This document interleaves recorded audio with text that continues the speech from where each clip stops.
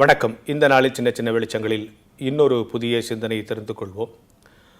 கிறிஸ்தவர்களுடைய கிறிஸ்தவ கடமைகள் அப்படின்னு சிலதை பட்டியலிட்டால் நம்ம என்ன சொல்லுவோம்? ஜெபம் செய்கிறோம், பாட்டு பாடுறோம், பிரசங்கம் கேட்குறோம், அப்புறம் பைபிள் வாசிக்கிறோம், அப்புறம் காணிக்கை செலுத்துகிறோம். இதெல்லாம் கிறிஸ்தவ கடமைகளில் ஒன்று. இதை எல்லாரும் செய்கிறோம். சரி, இதெல்லாம் சரியாக செய்கிறோமா?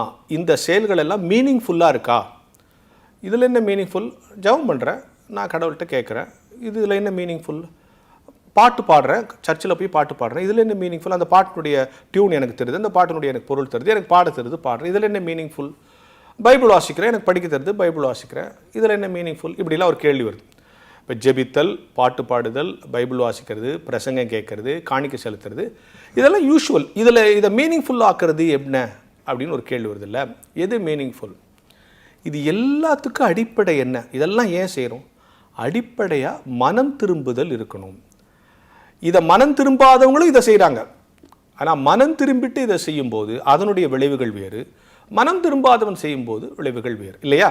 அப்போது இதெல்லாம் செய்கிறதுக்கு அடிப்படை என்னவா இருக்கணும்? மனம் திரும்புதலுக்கு பிறகு இது செஞ்சால் இதெல்லாம் மீனிங்ஃபுல்லாக ஆகிடும். எப்படி?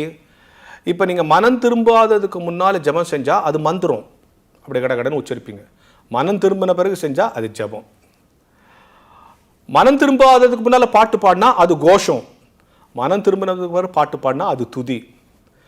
மனம் திரும்பாததுக்கு முன்னே பைபிள் வாசித்தா அது வாய்ப்பாடு, மனம் திரும்பின பிறகு பைபிள் வாசித்தா அது அண்டர்ஸ்டாண்டிங், ஸ்கிரிப்சுவல் அண்டர்ஸ்டாண்டிங்.